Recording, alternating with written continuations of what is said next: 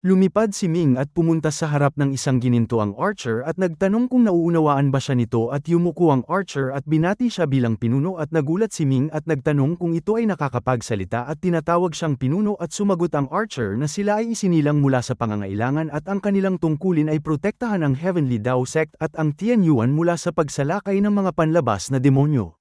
Pinisil ni Ming ang kanyang braso at naramdamang ito ay napakalakas at nagtanong kung gaano siya kalakas at kung maaari siyang magpaputok ng isang pana upang makita niya at nagtanong ang archer kung ano ang nais nitong ipaputok sa kanya at matapos mag-isip si Ming ay itinuro ang isang napakataas na bundok sa malayo na siyang pinakamataas na bundok sa Tianyuan na may taas na 1,000 milya at tinatawag na Tianyuan Peak at ang layo nito mula sa Heavenly Dao Sect ay 10,000 milya at sinabi niyang paputukan nito ng archer upang makita niya kung aabot ito. Agad na inihanda ng archer ang kanyang pana at binitawan ito at isang gininto ang liwanag na totoong napakaliit at kasinlaki lamang ng daliri ang lumabas ngunit habang lumalayo ito ay lalong lumalaki at naging isang malawak na gininto ang liwanag na parang isang dragon ng liwanag at umuungal ito patungo sa Tianyuan Peak sa layong 10,000 milya at nakita ni Ming na sa loob ng gininto ang liwanag ay may hindi mabilang na mga simbolo at formation na kumikislap at namutla siya at sumigaw na may masamang nangyari. Isang malakas na dagandong ang narinig at ang gininto ang liwanag ay tumama sa Tianyuan Peak at ang napakalaking bundok ay natanggal ang tuktok at sumabog at naging alikabok at ang napakalaking ingay na ito ay gumulantang sa buong Tianyuan at ang mga tao ay nagulat na tumingin sa lugar ng pangyayari at hindi nila alam kung ano ang naganap. Iniligpit ng gininto ang archer ang kanyang pana at nagtanong kung magpapaputok pa siya at mabilis na sumagot si Ming na huwag na at hindi niya napigil ang sabihin na ang isang pana na ito ay may hindi bababa sa lakas ng 8th Realm Dharma Heaven. Sumagot ang archer na batay sa antas ng mga mandirigma sa Tianyuan ay ang kanilang individual na lakas ay halos nasa 8th Realm Dharma Heaven. Tumango si Ming at nagtanong kung ang Undying Divine Tree ay lumilikha lamang ng mga archer at sumagot ang archer na hindi at itinuro ang isang bunga sa malayo at sinabing sa loob nito ay hindi archer kundi isang taga-kanyan at muntik nang mapasigaw si Ming at nagtanong kung anong uri ng kanyan nito at sumagot ang archer na malalaman din niya mamaya at ang archer na ito ay marunong palang maglihim. Naghintay si Ming ng ilang sandali at ang bunga ay nahinog at mula rito ay lumabas ang isang pilak na liwanag at ang liwanag ay bumagsak sa lupa at naging isang mandirigmang may pilak na armor at ang mandirigmang ito ay walang hawak at tumingin siya sa kaliwa at kanan at sa wakas ay pumasok sa 9-star na barko upang pag-aralan ang Annihilation Cannon at Nebula Cannon. Nagtaka si Ming at nagtanong kung ano ang ginagawa nito at sumagot ang archer na kailangan nito ng isang kanyan at nawala nang masabi si Ming at sinabing kung wala itong kanyan ay paano ito magiging taga-kanyan ngunit sumagot ang archer na malapit na itong magkaroon at pagkasabi nito ay ang archer ay lubos nang naunawaan ang Nebula Cannon at Annihilation Cannon at sumigaw ito sa Undying Divine Tree at isang sanga ng puno ang yumanig at isa pang maitim na bunga ang isinilang at agad itong nahinog at pumutok at mula rito ay lumabas ang isang malaking kanyan. Ang kanya na ito ay nakakabit sa isang sasakyang may 4 na gulong at kaya nitong lumipad ng mag-isa at ito ay mukhang sinauna at marangal at puno ng pagpatay at ang taga-kanyan ay agad na tumayo sa sasakyan ng kanyan at tila naging isa na sila.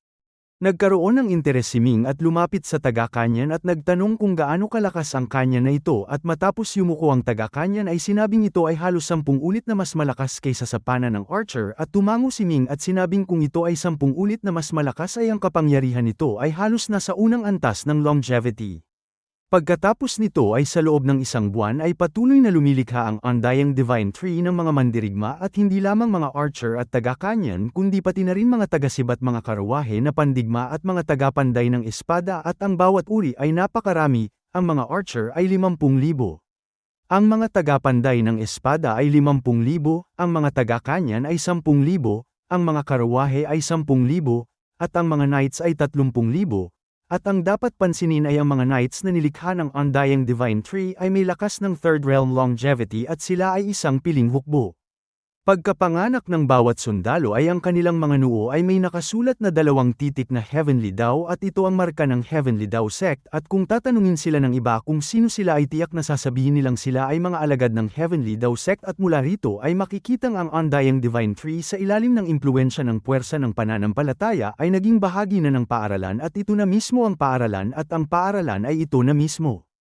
Sa hilagang bahagi ng Five Elements Dynasty ay orihinal na isang disyertong yelo at sa mga nakaraang taon ay maraming tao mula sa timog ang lumipat doon upang mag-hunt at magmina at ang dating ilang na lugar ay unti-unting nagkaroon ng mga nayon at bayan at sa di kalayuan sa loob ng kagubatan ay may isang lawa na tinatawag na White Ice Lake na may lawak na 3,000 milya at nagyayelo sa buong taon at ang mga nakatira sa paligid ay nabubuhay sa pangingisda at ang lawa ay sagana sa snowfish, knife fish, at bighead fish na may masarap na lasa at ibinebenta sa malalayong lugar ngunit kamakailan ay may isang halimaw ang biglang lumitaw sa lawa at ang halimaw na ito ay pulang-pula ang buong katawan at may anyong tao na may ulo ng isda at may hawak na patalim at tinidor at madalas itong bumutes ng yelo at manakit ng tao at sa loob lamang ng ilang araw ay mahigit 100 tao na ang namatay sa kamay nito. Ang mga lokal ay ilang ulit nang nag-ulat sa gobyerno ngunit ang mga opisyal ay nais lamang tumanggap ng pera at sino ang gagawa ng mga bagay para sa mga tao at patuloy nilang pinapatagal ito at sinasabing kapag nakalikom ng sapat na pera ang mga tao ay natural na magpapadala ang gobyerno ng mga tauhan upang patayin ang halimaw at dahil napakataas ng hiningi ng gobyerno ay wala nang magawa ang mga tao kundi ang humingi ng tulong sa isang maliit na kalapit na sekta ang Origin Ice Sect ngunit ang sekta ay mas masakim pa kaysa sa gobyerno at nang malaman nilang ang halimaw ay may lakas ng isang martial god ay direkta nilang tinanggihan ang kahilingan ng mga tao at sinabing maliban na lamang kung makakapagbigay sila ng 10,000 longevity coins ay huwag na silang umasang kikilo sila at dahil dito ay ang libu-libong mangingisda ay hindi na nang ahas na mangingisda sa lawa at nanatili na lamang sa kanilang mga tahanan na nagbubuntong hininga at nagtitipon sa mga inuman upang lunurin ang kanilang kalungkutan. Sinabi ng isa na kailangan pa rin nilang mag-ipon ng pera upang mapakilos ang gobyerno ngunit sumagot ang isa pa na wala silang ganoong karaming pera at kahit mangisda sila sa buong buhay nila ay hindi sila makakaipon ng sapat at galit na sinabi ng isa na ang gobyerno ay malinaw na ayaw silang tulungan dahil natatakot ito sa halimaw. Biglang may isang tinig na nagsabi na kung sana ay dumating ang Heavenly Dao Sect upang tulungan sila ngunit pinagtawanan siya ng isa at sinabing siya ay hangal at ang ganitong kaliit na bagay ay nais niyang pakilusin ng Heavenly Dao Sect at nag-aakala ba siyang ito ay tulad ng paglitaw ng masamang dragon. Nagbiruan sila ngunit sa kaibuturan ng kanilang mga puso ay talagang umaasa silang tutulungan sila ng Heavenly Dao Sect at ang maliliit na pag-iisip na ito ay umabot sa Undying Divine Tree at 100 gininto ang archer ang biglang lumipad patungo sa White Ice Lake at sa sandaling ito ay tahimik ang lawa at ang mga mangingisda ay nagmamasid lamang mula sa malayo sa pampang at ang ilang matatapang ay nangingisda sa gilid nito. May sumigaw at itinuro ang isang bagay at ang lahat ay tumingala at nakita ang 100 tao na lumilipad sa itaas ng lawa at sila ay may suot na ginintoang armor at may dalang mahabang pana at ang bawat isa ay makisig at matapang at puno ng kahangahangang tindig at isa sa kanila ay humila ng kanyang pana at pinaputukan ang yelo at ang lawa ay yumanig at bamuka ang isang malaking butas at isang tahol ang narinig at isang pulang liwanag ang lumabas mula sa butas at lumipad sa langit at ito ay isang halimaw na dugo na may anyong tao na malamang na naiwan ng blood demon at galit itong sumigaw at handa ng sumugod sa mga archer ngunit 5 archer ang humila ng kanilang mga pana at nagpaputok at ang 5 sinag ng pana ay nagsanib at tumama sa ulo ng halimaw at ang halimaw ay hindi man lamang nakasigaw at agad na nawasak. Sumigaw ang mga mangingisda sa kagalakan at sama-samang yumuko sa mga ginintoang archer at sinabi ng isang may magandang paningin na nakikita niya ang mga titik na heavenly daw sa kanilang mga noo at tiyak na sila ay mga alagad ng paaralan at may ilang matatapang na nagtanong kung sila ay ipinadala ng Heavenly Dao Sect at isang archer ang yumuko at sinabing sila ay mga alagad ng Heavenly Dao Sect at pagkasabi nito ay lumipad silang lahat pabalik sa paaralan. Ang mga katulad na pangyayari ay nagaganap araw-araw, may mga lugar na may lumilitaw na mga halimaw, may mga lugar na binabaha, may mga lugar na sinasalakay ng masasamang puwersa at sa bawat sakuna ay tumutugon ang Undying Divine Tree at ang pananampalataya ng mga tao sa Heavenly Dao Sect ay lalong naging matatag at tila nilalampasan na nito ang Five Elements Divine Dynasty ngunit kahit kilala ng mga tao ang Heavenly Dao Sect ay kakaunti lamang ang nakakaalam na ang pinuno nito ay si Ming at kahit noong magtulong-tulong sila sa pagpatay ng dragon ay hindi ipinakita ni Ming ang kanyang tunay na mukha kaya hindi siya kilala ng mundo at sa ganitong paraan ay mataas ang pangalan ng paaralan ngunit hindi ito nakakaapekto sa mga kilos ni Ming. Isang araw ay biglang dumalaw si Jin Shanbai at siya ay isa sa kakaunting tao sa labas na nakakaalam na si Ming ang nagtatag ng Heavenly Dao Sect at personal siyang sinalubong ni Ming at dinala sa kanyang silid-aralan at sinabi ni Jin Shanbai na hindi niya inaasahang buhay pa ito at noon pa man ay nahinuhan na niyang sinadya ito ng Temple Lord at tama nga siya at tuwang-tuwa siya. Sinabi ni Ming na pinag-alala niya ang kanyang senior brother at ang mga detalye ay hindi niya maaaring sabihin at ang tanging masasabi niya ay siya ang nasa harapang tagapagmana ng Temple Lord. Si Jin Shanbai ay isang matalinong tao at hindi na nagtanong pa at sinabi lamang na ngayong ligtas na itong nakabalik ay dapat itong umuwi minsan at tumango si Ming at sinabing babalik siya at nagtanong kung noong dumating ang Earth Emperor na may dalang 9-star na barko ay siya ba ang gawa nito at umiling si Jin Shanbai at sinabing hindi ngunit ang Earth Emperor ay nakipag-ugnayan na sa kanya at nais nitong pumunta si Ming sa Three Emperors Great World.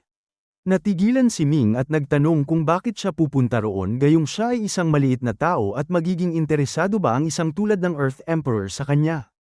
Tumawa ng malakas si Jin Shanbai at sinabing hindi siya isang maliit na tao, ang pagpatay sa devouring parasite at pagliligtas sa Tianyuan ay isang bagay na kahit ang Five Elements Emperor ay hindi nagawa at siya ngayon ay isang tunay na malaking tao ngunit kakaunti lamang ang nakakaalam nito at tanging ang ilang matataas na tao lamang. Natahimik si Ming at hindi niya inisip na ito ay isang mabuting bagay at nagtanong kung ano ang kailangan ng Earth Emperor sa kanya at sumagot si Jin Shanbai na hindi niya alam ngunit tiyak na hindi ito isang maliit na bagay at ang Earth Emperor ay may malaking kapangyarihan at maraming malalakas sa kanyang paligid at tiyak na hindi siya tatawagin ito para lamang maglaro at marahil ay may hihingi nitong tulong. Ngumisi si Ming at sinabing nagbibiro ang kanyang senior brother at paano siya makatutulong sa Earth Emperor. Sinabi ni Jin Shanbai na huwag nitong maliitin ang sarili at ang paggawa nito sa Undying Divine Tree bilang ritual god ng Tianyuan ay isang napakalaking bagay na nakakamangha at nakakatakot at ngumiti siya. Nagtanong si Ming kung kilala nito ang Undying Divine Tree at kung alam nitong ginawa niya itong ritual god at sumagot si Jin Shanbai na hindi lamang ito ang alam niya kundi alam din niyang may isang makapangyarihang god devouring cat sa kanyang tabi. Nagtaka si Ming at hindi niya maunawaan kung paano nito nalaman at sumagot si Jin Shanbai na walang dapat ipagtaka dahil ang pusa na ito ay kumuha ng monster core ng devouring parasite at marami ang nakakita nito kaya natural na alam niya at tungkol sa ritual god ay nahinuha niya ito at nung una ay hindi siya tiyak ngunit nang dumating siya at makita ang hitsura ng puno ay para na itong isang tagapagtanggol na Diyos. Sinabi ni Ming na ang ritual god ay isang hindi sinasadyang pangyayari at ang pusa ang may gawa nito at hindi niya alam na maaari palang gamitin ng ganoon ang Undying Divine Tree. Ipinaliwanag ni Jin Shanbai na ang alam lamang ng mga tao ay ang Undying Divine Tree ay kayang itaas ang kaluluwa ngunit ito ay nasa ibabaw lamang at ang tunay na halaga nito ay ang kakayahan nitong sumipsip ng lahat ng uri ng espiritual na puwersa kasama na ang puwersa ng pananampalataya at ang paggawa nito bilang ritual god ay isang bagay na hindi pa nagawa ng mga sinaunang tao at may pakiramdam siyang maaaring maging isang supreme god ito balang araw. Tumawa si Ming at sinabing kahit mangyari ito ay nasa malayong hinaharap pa. Nagtanong si Jin Shanbai kung pupunta ito sa Three Emperors Great World o hindi at kung ayaw nito ay ayos lamang at sasabihin na lamang niya at sumagot si Ming na dahil nandyan ang kanyang senior brother ay natural na magbibigay siya ng mukha at pagkatapos ay ang Earth Emperor ay ang tunay na katawan nito. Sinabi ni Jin Shanbai na hindi na kailangang magbigay ng mukha para sa kanya dahil siya ay siya at ang Earth Emperor ay ang Earth Emperor at maaaring balang araw ay putulin na siya nito at magiging tunay na malaya na siya.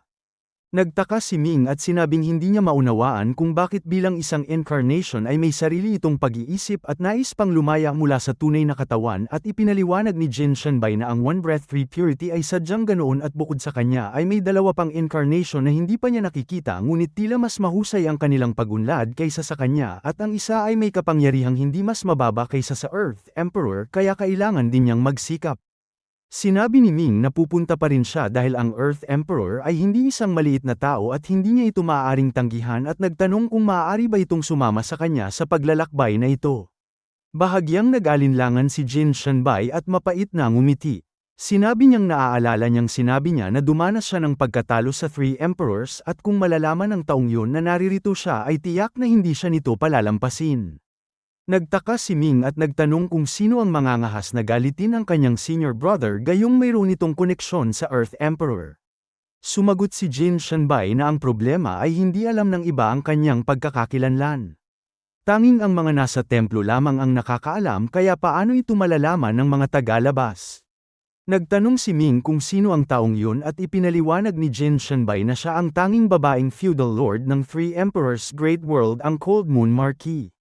Agad na naunawaan ni Ming at tumawa. Sinabi niyang sa palagay niya ay hindi natalo ang kanyang senior brother kundi nagkagusto lamang ito sa kanya dahil kung ang isang babae ay nagpapahirap sa isang lalaki ay kadalasang may iba itong layunin. Bahagyang namula si Jin Shanbai at inamin na ang Cold Moon Marquis ay sadyang makulit at natatakot siya rito. Nagtanong si Ming kung hindi ba siya nito gusto. Sumagot si Jin Shanbai na hindi naman sa hindi ngunit dahil espesyal ang kanyang pagkakakilanlan at ito ay isang feudal lord paano sila magkakasama. Bukod pa rito nais niyang magtuon sa kanyang pagsasanay at ayaw niyang magambala. Sinabi ni Ming na magkaiba ang pagsasanay at ang damdamin at kung hindi naman niya ito kinamumuhian ay bakit hindi sila magkasama. Bumuntong hininga si Jin Shanbai at sinabing dahil hinihiling ito ng kanyang junior brother ay sasamahan niya ito sa paglalakbay na ito. Nang makita ni Ming ang kanyang pag-aatubili hindi niya napigilan ang umikot ang kanyang mga mata. Naisip niyang ang kanyang senior brother ay parang isang babaeng nag-aatubili ngunit may pagnanais din. Nagtanong si Ming kung kailan sila aalis. Sumagot si Jin Shanbai na mas maaga ay mas mabuti at kung walang problema ay bukas na sila aalis. Sumagot si Ming na mabuti at ngayon ay aayusin na niya ang mga bagay. Kinabukasan ay ginamit niya ang kanyang escape technique at dinala si Ming upang basagin ang hadlang ng mundo. Muli silang nagtungo sa Three Emperors Great World. Kumpara sa unang pagkakataon hindi nagaanong namangha si Ming at sa halip ay mas seryoso niyang pinagmasdan ang mundong ito. Nang makarating sila sa Imperial Capital sa kabutihang palad ay pagpasok pa lamang nila ay may isang grupo ng maiilap na kabayo ang mabilis na dumating. Ang nanguna ay ang babaeng nakasakay sa kabayo na kanyang nakatagpo noong una siyang pumunta sa Three Emperors. Sinabi ng mga tao na siya si Hong Chanjiao ang anak ng Vice Minister ng Sandatahan na si Hong Hai. Walang magandang impresyon si Ming sa babaeng ito at sa palagay niya ay masama ang kanyang pagkatao at pangit ang kanyang hitsura kaya agad siyang umiwas sa tabi. Hindi niya ito pinansin ngunit nakilala siya nito. Bigla nitong hinayla ang tali ng kabayo at tinitigan siya nagtanong kung siya ngayon. Hindi niya ito pinansin at nagpatuloy sa paglakad. Malamig na tumawa ang babae at iniutos na dakpin siya. Mula sa kanyang likuran isang nakatatakot na kapangyarihan ang sumabog. Sa pagkakataong ito may dala itong isang longevity reel na master. Bumuntong hininga si Ming at tumalikod pumunta sa likuran ni Jin Shanbai. Hindi niya kayang harapin ang ganitong sitwasyon kaya mas mabuting hayaan na lamang ang kanyang senior brother ang humawak nito. Hindi man lamang tumingin si Jin Shanbai. Itinaas niya ang kanyang paa at marahang tinapakan ang lupa. Isang nakatagong lakas ang tumagos sa lupa at sumabog sa ilang hakbang ang layo. Ang lakas na ito ay ang nakatatakot na banal na puwersa na inilabas ng Divine Infant ng isang Longevity Realm na Master at kayang wasakin ang lahat. Ang Longevity Realm na Master na umatake ay nasa itaas nito at ang kanyang kabayo ay biglang sumabog. Ang kalahati ng kanyang sariling katawan ay nawasak at naging durog na laman at buto at siya ay napasigaw sa sakit. Ngunit ang isang Longevity Realm na Master ay may malakas na puwersa ng buhay at hanggat hindi nadudurog ang kanyang ulo ay hindi siya mamamatay. Takot siyang tumingin kay Jin Shanbai at sumigaw ng pasasalamat sa hindi pagpatay sa kanya. Pagkasabi nito naging isang sinag ng liwanag at tumakas. Malamig siyang tiningnan ni Jin Shanbai at sinabi kay Ming na sampelan ito.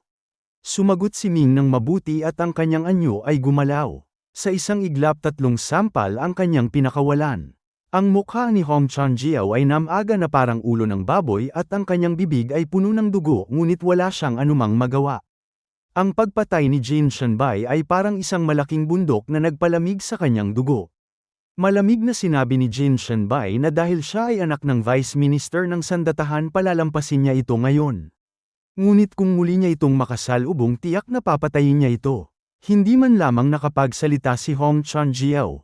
Dinala niya ang kanyang mga tagasunod at malungkot na umalis. Sa harap ng isang Longevity Realm na Master ang lahat ng kapangyarihan at awtoridad ay walang saysay. Maaari kang patayin ng kalaban nang hindi iniisip ang anumang bagay. Ang totoo para sa isang Longevity Realm na Master karaniwang pinapakalma sila ng korte at hindi sila kinakalaban. Sa mas direktang salita ang isang Longevity Realm na Master tulad ni Jin Shanbai ay may katayuang hindi mas mababa kaysa sa Vice Minister ng Sandatahan kaya kahit patayin niya si Hong Chanjiao ay hindi siya mapaparusahan. Matapos takutin si Hong Chanjiao nagtanong si Ming kung bakit hindi na lamang niya ito pinatay. Sinabi niyang ang babaeng ito ay may sirang pag-iisip. Sumagot si Jin Shanbai na kahit ang ama ni Hong Chanjiao ay ang Vice Minister ng Sandatahan hindi siya natatakot dito. Ngunit ang lola ni Hong Chanjiao ay may mas mataas na katayuan kaysa sa kanyang ama. Nagtaka si Ming at nagtanong kung paano niya ito nalaman. Ipinaliwanag ni Jin Shanbai na nabanggit ito ng Cold Moon Marquis sa kanya. Ang lola nito ay isang 8th Realm Longevity na may kakaibang ugali at hindi dapat galitin. Nagulat si Ming dahil ang 8th Realm Longevity ay sadyang nakatatakot at mas mabuting huwag na lamang itong guluhin. Tumawag sila ng isang lumilipad na ferry at nagtungo sa Imperial Awakening Temple sa timog ng Imperial Capital. Ang lugar kung saan ipinatawag ng Earth Emperor si Ming ay hindi ang palasyo kundi ang templong ito. Ang Three Emperors Great World ay bukas sa maraming sibilisasyon ng tao, ang Buddhist, Immortal, Confucian, Divine, Shaman at iba pa, at lahat ay may pag-unlad dito. Ang pagkikita ng iba't ibang sibilisasyon ay nagbigay sa mundong ito ng isang pambihirang pag-uugali at potensyal. Ang Imperial Awakening Temple ang pangunahing himpilan ng sibilisasyong Buddhist sa Three Emperors Great World. Ang pagpili ng Earth Emperor na makipagkita rito ay maaaring may malalim na dahilan at hindi ito ikinagulat ni Ming. Ngunit iba ang pananaw ni Jin Shanbai. Sa palagay niya dapat sa palasyo tinanggap si Ming at hindi sa labas dahil ang katayuan ng Earth Emperor ay sadyang napakataas. Ang isang puwersang tulad ng Imperial Awakening Temple ay walang karapatang pagpuntahan niya. Ngunit anuman ang sabihin dumating pa rin ang dalawa sa labas ng templo sa tamang oras. Ang gusali nito ay hindi naman gaanong malaki kumpara sa ibang gusali sa Three Emperors Great World ngunit kumpara sa Tianyuan ay napakataas at napakalaki pa rin ito at sadyang pambihira. Ang harap ng templo ay malamig at tahimik at walang sinumang mananampalataya. Kumunat ang noo ni Ming at nagtanong kung ang Buddhist ay sadyang hindi pinapansin sa mundong ito. Sumagot si Jin Shanbai na sa kanyang alaala ang Imperial Awakening Temple ay karaniwang puno ng mga mananampalataya. Nagtaka siya kung bakit ngayon ay walang tao. Nagkaroon ng pag-iisip si Ming at nagtanong kung ang Earth Emperor mismo ang nag-utos na papuntahin siya rito. Umiling si Jin Shanbai at sinabing nagpadala ito ng isang Imperial Messenger sa Immortal Temple at ibinigay ang utos sa kanyang kamay kaya niya ito nalaman. Nagtanong muli si Ming kung ganito ba ang paraan ng Earth Emperor noon sa pakikipag-ugnayan sa kanyang senior brother. Biglang namutla si Jin Shanbai at nagtanong kung sa palagay nito ay peke ang utos. Sinabi niyang tama ito, noon ay direktang nakikipag-usap ang Earth Emperor sa kanya at hindi gumagamit ng ganitong paraan. Dahan-daang umatras si Ming at sinabing ang isang mabuting tao ay hindi tumatayo sa ilalim ng mapanganib na pader. Sa palagay niya huwag muna silang pumasok. Tumingin sila sa paligid at nakita ang isang restaurant sa kabilang kanto. Magkasama silang umakyat pumili ng isang mesa sa tabi ng bintana umorder ng pagkain at isang banga ng alak at habang umiinom ay nag-usap sila. Nagtanong si Ming kung mayroon siyang maaaring itanong na hindi komportable at sumagot si Jin Shanbai na magtanong lamang siya at anumang alam niya ay walang hindi niya maaaring sabihin. Nakaramdam si Ming ng init sa kanyang puso dahil ang kanyang senior brother ay tapat at mabait at palaging bukas at tapat sa kanyang mga junior brother, isang bagay na kahit siya ay hindi kayang gawin. Nagtanong si Ming kung totoo bang hindi maganda ang relasyon ng tatlong emperador at sa Three Emperors Great World. Ang ganitong tanong ay isang bawal kaya ginamit niya ang telepathy. Marahang bumuntong hininga si Jin Shanbai at sinabing malamang ay narinig na nito ang mga katulad na alingaw-ngaw noon at ang Heaven Emperor ay matanda na at mahina at hindi na gaanong nakikialam sa mga gawain ng korte samantalang ang Human Emperor at Earth Emperor ay parehong nasa kalakasan ng buhay kaya may mga alitan sa pagitan nila. Tumango si Ming at sinabing matagal na niyang narinig ang mga ito at hindi niya alam kung totoo o hindi at sumagot si Jin Shanbai na kalahati ay totoo at kalahati ay hindi. Nagtaka si Ming at nagtanong kung paano ito nangyari.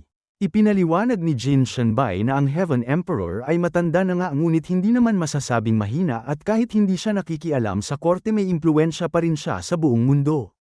May tunggalian nga sa pagitan ng Human Emperor at Earth Emperor ngunit bukod sa tunggalian ay may kooperasyon din. Lalong nagtaka si Ming at naalala pa niyang noong una ay nagpadala ang Earth Emperor ng mga opisyal upang insultuhan si Taibai sa Tianyuan at kung hindi siya kumilos noon ay tiyak na natalo si Taibai. Ipinaliwanag ni Jin Shanbai na kamakailan lamang ay pormal nang umakyat sa trono ng Human Emperor si Shang Wuliang at ibig sabihin nito ay nagkasundo na ang Human Emperor at Earth Emperor at sa ilang aspeto ay magtutulungan sila. Si Shang Wuliang ang tunay na pangalan ni Tai Bai at nang marinig ni Ming na siya ay naging Human Emperor natuwa siya para sa kanya.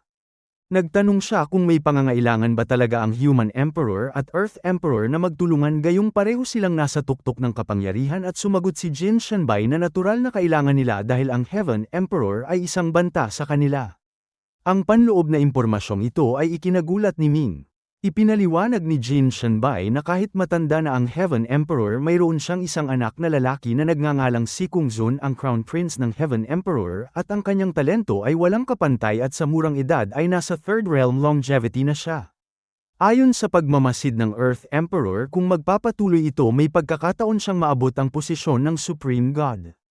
Nagulat si Ming at nagtanong kung ang Crown Prince ng Heaven Emperor ay kayang bantayan ng Human Emperor at Earth Emperor at ipinaliwanag ni Jin Shanbai na upang matiyak ang maayos na pag-akyat ni Si Kung Zun sa trono ng Heaven Emperor natural na pipigilan ng matandang Heaven Emperor ang Earth Emperor at Human Emperor dahil ayon sa tradisyon ng tatlong emperador ang tagapagmana ng Heaven Emperor ay dapat magmula sa Earth Emperor o Human Emperor at hindi ito namamana. Dahil mahal ng matandang Heaven Emperor ang kanyang anak at nais niya itong umakyat sa trono natural na naaapektuhan nito ang interes ng Earth Emperor at Human Emperor. Biglang naunawaan ni Ming at sinabing may kooperasyon at may tunggalian nga sa pagitan ng Human Emperor at Earth Emperor at kapag nalutas na ang usapin ng Heaven Emperor tiyak na maglalaban din sila hanggang kamatayan. Ngunit sumagot si Jin Shanbai na hindi naman ito aabot sa ganoon dahil sa kasaysayan gaano man kalakas ang isang emperador hindi nito kayang alisin ang ibang emperador at ang pinakamarami ay ang pigilan ang kanilang kapangyarihan. Biglang naalala ni Ming ang kanyang karanasan noong nagpanggap siyang si Long Xiaobai sa Chi Tian sect at may isang taong nagpanggap bilang si Long Xiaobai noon at naisip niya kung sino ang nasa likod nito, ang Heaven Emperor ba o ang Earth Emperor o may iba pa. Kung isa sa alang-alang ang kasalukuyang kalagayan ng Three Emperors Great World agad niyang naramdamang may mga nakatagong agos sa ilalim at hindi ito mapayapa. Sinabi ni Jin Shanbai na kung may tunay na nagpadala ng Peking utos upang papuntahin sila sa Imperial Awakening Temple tiyak na may isang malaking sabwatan dito at tiyak na may kaugnayan ito sa Heaven Emperor o sa Human Emperor. Ngunit hindi pa rin niya maunawaan kung paano nila nalaman ang tungkol kay Ming at sumagot si Ming na sa Loika ay hindi dapat siya kilala ng mga puwersa ng Three Emperors Great World dahil siya ay isang maliit na tao lamang sa Tianyuan. Bago pa man niya matapos ang kanyang mga salita biglang may naisip silang dalawa at sabay na nagtinginan at ang kanilang mga mata ay nagliwanag, ang tagapagmana ng Temple Lord. Sinabi ni Ming na ang mga tagapagmana ng Immortal Temple ay palaging pinapatay ng isang hindi kilalang puwersa at ngayong siya ang nasa harapang tagapagmana sa wakas ay kikilos na ang kabilang panig. Nagtaka si Jin Shanbai na ayon sa nakaraang pattern karaniwang naghihintay silang umabot muna sa Longevity Realm bago kumilos at nagtaka siya kung bakit sa pagkakataong ito ay hindi na sila makapaghintay. Sumagot si Ming na ang hindi pagsunod sa karaniwang pattern ay isang uri ng stratehiya at kung siya ang nasa kanilang posisyon tiyak na magdududa rin siya sa nangyari sa Three Halls Competition. Ang isang taong pinapaboran ay biglang namatay at malamang na mula pa sa simula ay nagdududa na sila ngunit ang pagdududa ay pagdududa at hindi sila tiyak sa katotohanan at maaaring iniisip nilang siya ay isang panangga lamang. Tumango si Jin Shanbai at sinabing ang pagkilos ng kabilang panig sa pagkakataong ito ay maaaring hindi upang patayin si Ming kundi upang alamin ang katotohanan sa likod nito. Nang mabanggit ang katotohanan sa likod tiningnan niya si Ming na may ngiti at malinaw na mayroon din siyang hinala. Mapait na ngumiti si Ming at sinabing may mga bagay siyang ipinangako sa Temple Lord na hindi niya maaaring sabihin sa sinuman at humingi ng paumanhin sa kanyang senior brother. Sinabi ni Jin Shanbai na ayos lamang ito at kahit hindi nito sabihin ay may mahihinuha rin siya at ang plano ng Temple Lord ay talagang matalino ngunit ang mga may masamang hangarin ay makakakita pa rin ng mga bakas. Wala rin siyang maisip na mas mabuting paraan dahil mahigit 10 tagapagmana na ang pinatay at kailangan talaga ng isang hindi pangkaraniwang pamamaraan. Sinabi ni Ming na may 70% posibilidad na ang kalaban ay kaaway ng Immortal Temple at kung gayon dapat niyang ipagbigay alam sa attendant dahil sa kasalukuyan ang Immortal Temple ay walang Temple Lord at tanging ang attendant lamang ang namumuno. Tumango si Jin Shanbai at sinabing kung ito nga ay isang kaaway magiging isang malaking bakas ito. Agad na ginamit ni Ming ang isang message talisman na ibinigay sa kanya ng Temple Lord at maikling ipinaliwanag ang sitwasyon. Ang Temple Lord ay nasa Three Emperors Great World at pagkaraan lamang ng ilang sandali isang anino ang lumitaw sa pagitan nilang dalawa at ito ay anyong attendant. Mabilis na tumayo sina Ming at Jin Shanbai at yumuko at binati ito bilang attendant. Sumulyap ang attendant sa Imperial Awakening Temple mula sa bintana at malamig na tumawa at sinabi niyang ang kabilang panig ay hindi na talaga makapaghintay at ito ay napakabuti at sinaming at Jin Shanbai ay may malaking nagawa. Sinabi ni Ming na hindi siya karapat-dapat sa papuri at nagtanong kung ano ang susunod nilang gagawin. Sumagot ang attendant na dapat agad na umalis si Ming at ang natitira ay siya at si Jin Shanbai na ang bahala. Pagkasabi nito biglang nagbago ang kanyang anyo at naging si Ming at maging ang kanyang tindig at kapangyarihan ay eksaktong katulad. Agad na naunawaan ni Ming na ang Temple Lord ay papasok sa Imperial Awakening Temple upang alamin ang totoong sitwasyon at dahil ayaw niyang palampasin ang magandang palabas na ito sinabi niyang mananatili lamang siya sa labas habang ang attendant at ang kanyang senior brother ay pumapasok. Hindi na siya pinilit pa ng Temple Lord at isinama si Jin Shanbai at mayabang silang lumabas ng restaurant at nagtungo sa templo. Hindi kumurap si Ming habang pinagmamasdan silang pumasok at pagkapasok nila biglang yumanig ang lupa. Pagkatapos isang malaking malinaw na light barrier ang bumalat sa templo at sa loob nito nagngalit ang gininto ang liwanag at dumadagundong ang kidlat at sadyang nakakasilaw at hindi makita kung ano ang nangyayari. Isang malakas na tunog ang narinig at ang light barrier ay nawasak at dalawang gininto ang liwanag ang pumaitaas at tumakas. Kasabay nito ang Temple Lord na may masamang mukha ay lumitaw sa harap ni Ming at nagulat si Ming at nagtanong kung nasaan ang kanyang senior brother. Sumagot ang Temple Lord na ito ay malubhang nasugatan at kailangan niya itong gamutin at kumunat ang noo ni Ming at nagtanong kung paano nasugatan ang kanyang senior brother gayong siya ay 6th realm longevity. Ipinaliwanag ng Temple Lord na hindi niya inaasahang may dalawang 8th realm longevity doon at naghanda sila ng isang walang kapantay na killing formation na kayang pumatay ng 9th realm longevity at kung wala siyang dalang banal na kagamitan bilang proteksyon tiyak na namatay siya roon. Namutla si Ming at sinabing ang plano ng kabilang panig sa pagkakataong ito ay hindi para sa kanya kundi para sa Temple Lord o mas tama ay para sa attendant. Bumuntong hininga ang Temple Lord at sinabing ito ay isang magkakasunod na plano at kung si Ming ay nalinlang mahuhuli nila ito at makukuha ang panloob na impormasyon ng Immortal Temple. Kung hindi siya malinlang natural na ipagbibigay alam niya ito sa kanya at sa gayon ay maaari nila siyang patayin at ang plano ay sadyang napakasama. Ngunit sa kasamaang palad hindi nila alam ang kanyang tunay na pagkakakilanlan at hindi rin nila alam na mayroon siyang mahalagang kagamitang panangga kaya nabigo sila.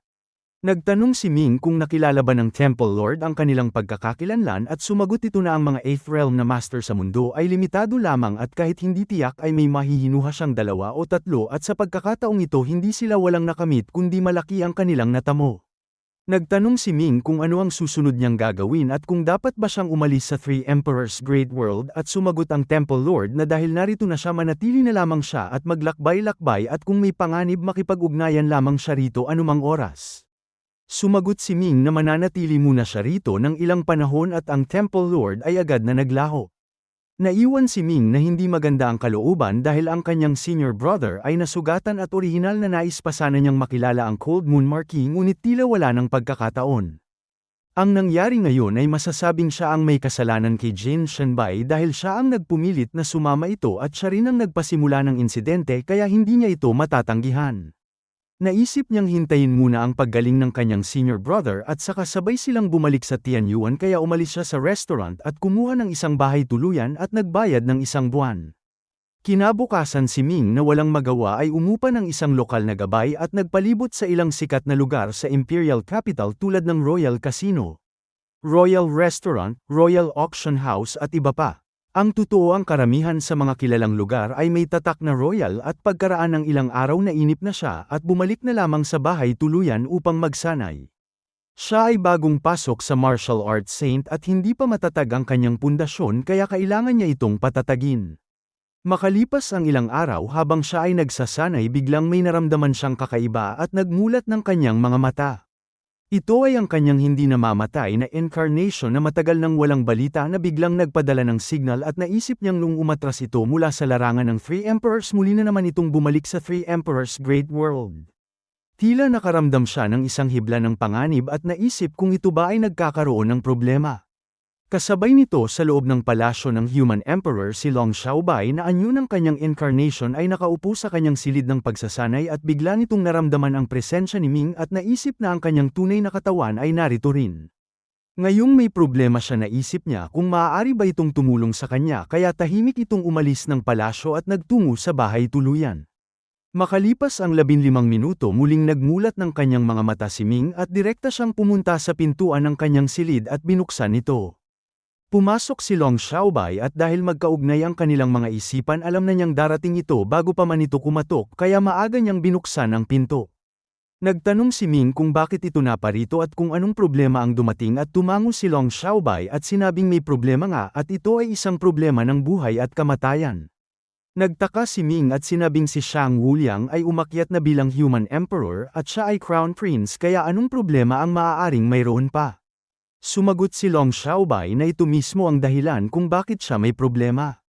Isinalaysay niya ang lahat ng detalye. Noong taong ito hindi inaasahang natalo ang hukbo ng 3 emperador at sa ilalim ng proteksyon ni Old Man Heavenly Machine at ng iba pa, matagumpay siyang nakatakas mula sa larangan at bumalik sa 3 Emperors Great World.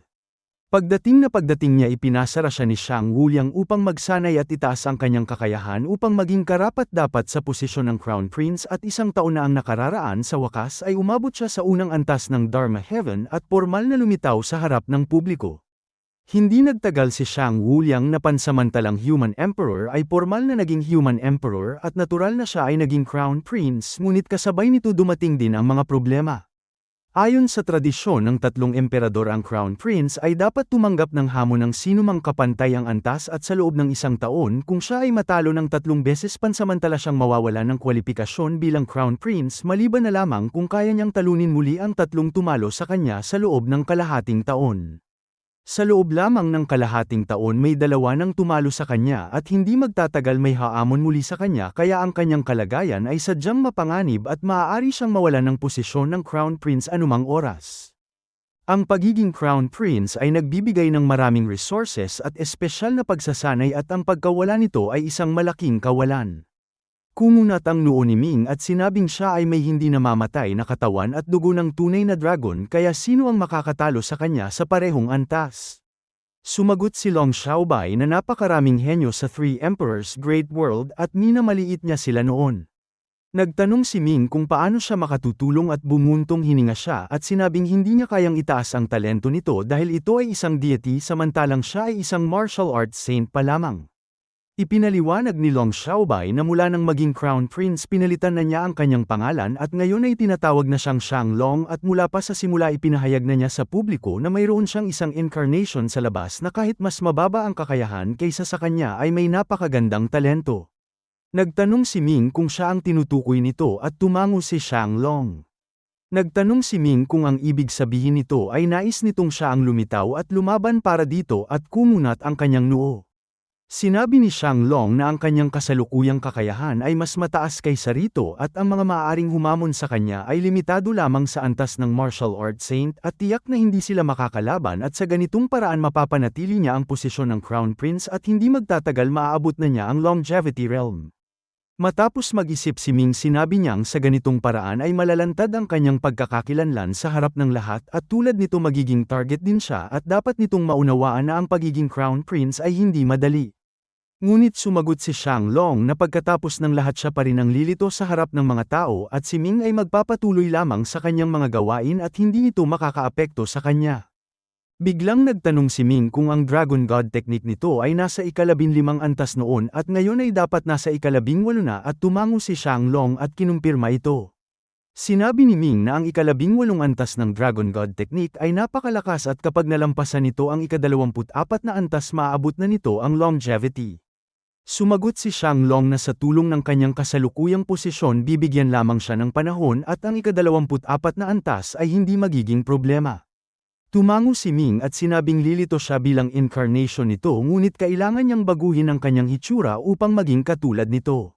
Dahil sa mga araw na ito ay wala naman siyang ibang ginagawa kundi magsana'y nagpasya siyang tulungan si Shanglong dahil ito ay kanyang incarnation at sila ay magkasamang uunlad o magkasamang babagsak at ang problema nito ay kanyang problema rin at wala siyang magagawa kundi ang gawin ang lahat ng kanyang makakaya. Sinabi ni Shanglong na bago ito dapat muna silang pumunta sa kanyang ama at ina at ngumiti si Ming at sinabing tila ganap na nitong tinanggap sila. Sumagot si Shanglong na ang kanyang damdamin ay nagmumula sa kanyang puso at natahimik si Ming. Hindi niya maiwasang aminin na sa ilang pagkakataon likas niyang itinuturing sina Shang Wuliang at Long Wan-er bilang kanyang tunay na mga magulang at noong mabalitaan niyang nawasak ang Chi Tian sect labis din siyang nag-alala. Ngayon tila sa kaibuturan ng kanyang puso ay itinuring na niya silang pamilya kaya pumayag siya at sinabing puntahan nila si Shang Wuliang. Pagkasabi nito nagbago ang kanyang anyo at naging eksaktong katulad ni Shanglong. Sa loob ng Imperial Capital may tatlong pangunahing grupo ng palasyo, ang Heaven Emperor Palace, Earth Emperor Palace, at Human Emperor Palace at ang tatlo ay nasa loob ng palasyo. Bukod pa rito may hindi mabilang na ibang mga gusali kaya ang palasyo ay sadyang napakalaki. Ang Human Emperor Palace ay nasa timog ng palasyo at ang hilaga nito ay ang Earth Emperor Palace at ang hilaga pa nito ay ang Heaven Emperor Palace. Pagdating sa Human Emperor Palace dinala ni Shanglong si Ming sa silid-aralan at bilang Human Emperor natural na abala ito sa mga gawain ng estado at araw-araw ay nagbabasa ng mga opisyal na dokumento at bihirang magkaroon ng pahinga. Isang batang tagapagbantay ng pinto ang nakakita kay Shanglong at yumuko at sinabing ang Human Emperor ay nagbabasa ng mga opisyal na dokumento. Sinabi ni Shanglong na ipagbigay alam na mayroon siyang mahalagang bagay na pag-uusapan at sumagot ang bata at nagmamadaling pumasok. Pagkaraan ng ilang sandali lumabas ito at pinapasok sila. Ang silid-aralan ay napakalaki at ang mga opisyal na dokumento sa loob nito ay nakatambak na parang bundok at lahat sila ay nakalutang sa ere at mabilis na dumadaan sa harap ng Human Emperor. Kung hindi sa ganitong paraan ang daan-daan o milyon-milyong dokumento ay hindi matatapos sa isang araw at aabuti ng 3 taon. Huminto si Shang Wuliang sa pagbabasa at tiningnan si Ming at saka si Shanglong at ngumiti siya at sinabing ito ang kanyang incarnation at pinuri niya ito at sinabing ito ay isa ng martial arts saint. Nagtanong siya kung bakit siya nag-iwan ng isang incarnation sa Tianyuan noon at yumuko si Ming at sinabing noong panahong ito inakala niyang ang landas ng martial arts ay sadyang pambihira kaya nais niyang mag-iwan ng isang incarnation upang ipagpatuloy ito at marahil ay may hindi inaasahang makakamit. Tumango ang Human Emperor at ngumiti at sinabi niyang tama ito at ang martial arts ay may malaking potensyal kung magkakaroon ng pagkakataon. Ang dahilan kung bakit siya pumunta sa Tianyuan noon ay una ay para sa kanyang ina at pangalawa ay upang saliksikin ang mga lihim ng martial arts. Sinabi ni Ming na ang martial arts ay nangangailangan ng isang tunay na malakas na tao na lilito at hanggat makakagawa siya ng isang tunay na landas para sa mga susunod na henerasyon mabilis na makakasunod ang mga tao. Sumagot ang Human Emperor na ito ay totoo at sa kasalukuyan ang unang antas lamang ng martial arts ang maaaring ipalaganap at kahit ang ikalawa at ikatlong antas ay may nakasubok na angkop lamang ito sa mga lumikha nito at hindi para sa mga ordinaryong mandirigma at ito ay sadyang nakapanghihinayang. Pagkasabi nito ngumiti ang Human Emperor at nagtanong kay Ming at sinabi niyang sa kanyang pagmamasid kalmado ito at puno ng espiritu at tiyak na hindi mahina ang kanyang kakayahan. Sumagot si Ming na sa Tianyuan nagpapanggap siya bilang isang taong nagngangalang Yeming.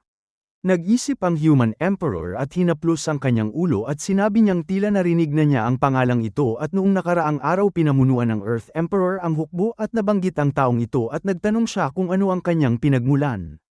Ipinaliwanag ni Ming na ang taong ito ay orihinal na isang maliit na tao na ipinanganak sa isang maliit na bayan at may mababang kakayahan ngunit sa kalaunan nagkaroon ng maraming pagkakataon at unti-unting tumaas ang kanyang kakayahan. Isang araw nakita niya itong suot ang Ruyi robe kaya pinatay niya ito at kinuha ang balabal at pagkatapos nakita niyang ang ilang babaeng kasama nito ay may magagandang hitsura kaya ginaya niya ang anyo nito at naglakad-lakad sa Tianyuan. Sinabi ng Human Emperor na ngayon ay malinaw na at ang mga babaeng ito ay maaari niyang dalhin sa Three Emperors Great World upang ipakita sa kanyang ina. Ngunit ngumiti si Ming at sinabing hindi pa ito ang tamang panahon at saka na lamang ito pag-usapan.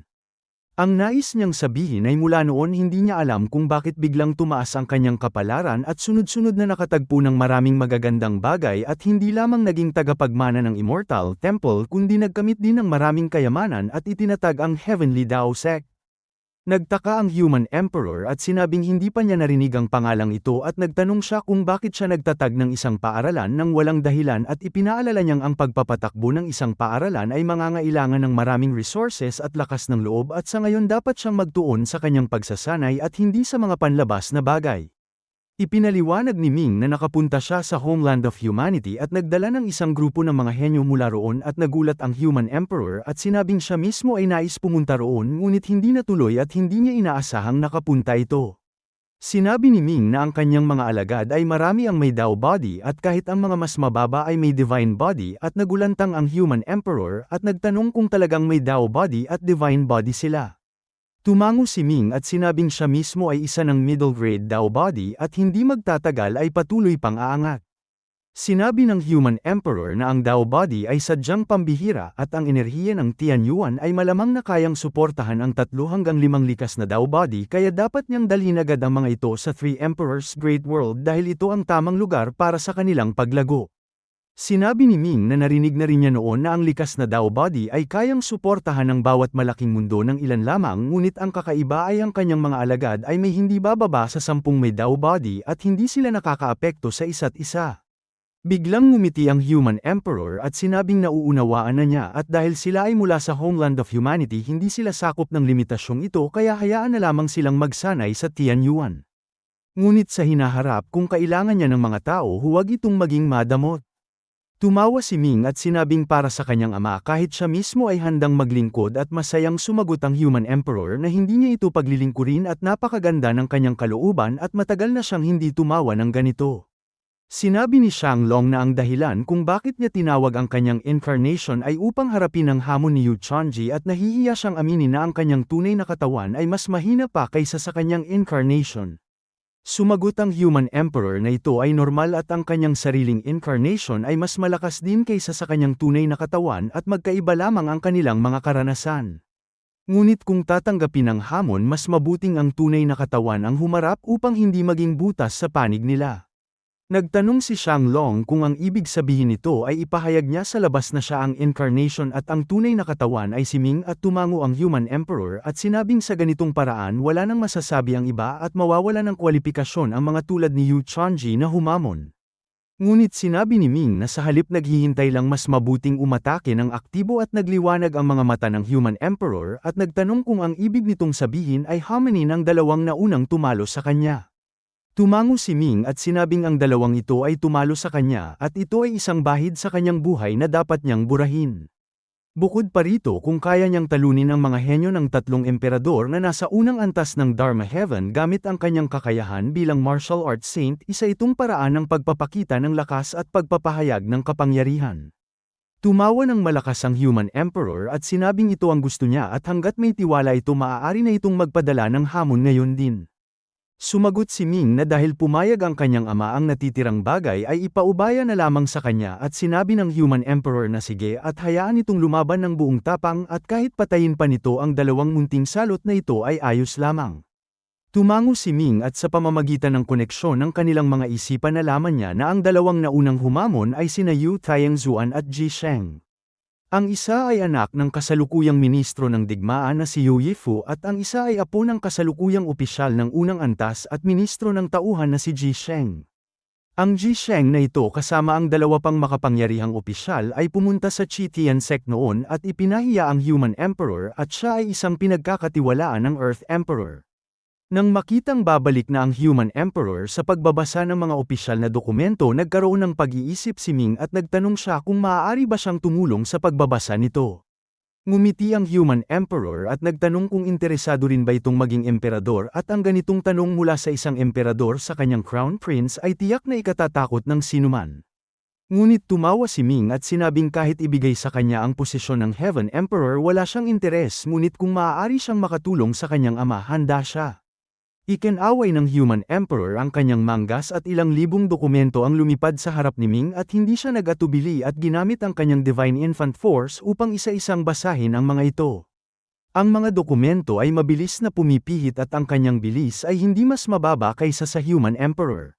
Sa pamamagitan ng pagbabasa ng mga ito mas naunawaan ni Ming ang istruktura ng kapangyarihan ng tatlong emperador. Sa Three Emperors Great World ang Heaven Emperor, Earth Emperor at Human Emperor ang namumuno at ang Heaven Emperor ang namamahala sa pagpapatakbo ng langit kabilang ang pakikipag-ugnayan sa kalooban ng langit at pagtatalaga ng mga deity.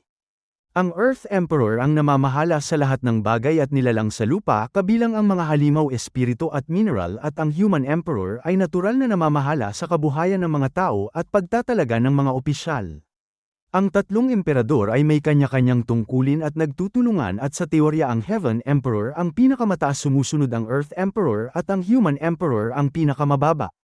Ngunit sa totoo dahil ang Human Emperor ang namamahala sa pagtatalaga ng mga opisyal hindi maliit ang kanyang kapangyarihan at siya rin ang pinakaabala samantalang ang Earth Emperor at Heaven Emperor ay mas maginhawa. Ngunit ang pagtatalaga ng ilang mahahalagang posisyon ay kailangan pa ring aprubahan ng Heaven Emperor at Earth Emperor tulad ng Chancellor, mga opisyal ng unang antas at pagtatalaga ng mga feudal lord at hindi ito maaaring pagpasyahan ng Human Emperor lamang at kailangan ang pinagsamang desisyon ng tatlong emperador. Ang karamihan sa mga dokumentong ito ay mga bagay na kayang pagpasyahan ng Human Emperor ng mag-isa tulad ng mga kasong kriminal, pagtataas ng posisyon at pagtatayo ng malalaking proyekto at lahat ay pinapasyahan ng Human Emperor.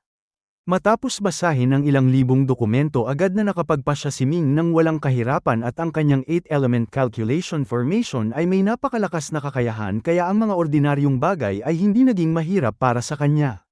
Ngunit may isang dokumento na nagdulot sa kanya ng pag-aalinlangan at ang nilalaman nito ay ang isang mapayapang county sa ilalim ng Anan Kingdom ay kamakailan ay pinamumuguran ng mga bandido at nagkakagulo. Isang katlo ng mga naninirahan ay tumakas sa ibang lugar at ang hari ng Anan ay nagpadala na ng 8 magistrate upang ayusin ito, ngunit lahat sila ay namatay sa daan. Ngayon wala nang magawa ang hari at sumulat sa Human Emperor upang humingi ng tulong mula sa sentral na pamahalaan. Ang ganitong mga bagay ay hindi naman gaanong espesyal at sa mga naunang dokumento kalahati ay mas malalaking bagay pa rito, ngunit ang kakaiba ay kung bakit ang isang maliit na county ay hindi kayang pamahalaan ng isang hari at kung ano ang totoong sitwasyon doon. Nang makitang huminto si Ming, kinuha ng Human Emperor ang dokumento at tiningnan ito at sinabi niyang muli na namang ang mapayapang county na hindi naman mapayapa. Nagtaka si Ming at nagtanong kung mayroon ng mga katulad na ulat noon at tumango ang Human Emperor at sinabing noong pinatay ang unang 6 na magistrate nagpadala siya ng isang sugo upang mag-imbestiga, ngunit hindi inaasahan na ang sugo ay namatay din sa daan. Nagtanong si Ming kung pagkatapos noon ay hindi na siya nagpadala ng iba at sumagot ang Human Emperor na kamakailan ay naging abala siya sa ibang mga bagay at hindi na ito nabigyan ng pansin. Matapos mag-isip, sinabi niyang pagkatapos ng labanan maaari bang pumunta si Ming sa mapayapang county upang lutasin ang bagay na ito. Nagtanong si Ming kung ano ang kakayahan ng naunang mga sugo na ipinadala ng kanyang ama at sinabi ng Human Emperor na huwag itong mag-alala at kung ipapadala niya ito natural na may mga malalakas na tutulong dito. Matapos mag-isip si Ming, sinabi niyang dahil utos ito ng kanyang ama gagawin niya ang lahat ng kanyang makakaya. Pag-alis sa silid-aralan ng Human Emperor, bumalik sina Ming at Xianglong sa kanilang tahanan bilang Crown Prince. Ang lugar ay sadyang napakalaki na may daan-daang malalaki at maliliit na silid, maraming katulong at 10,000 bantay. Pumili si Ming ng isang 6 na palapag na maliit na gusali na napapalibutan ng kawayan at ito ay sadyang tahimik at bihirang may dumalaw.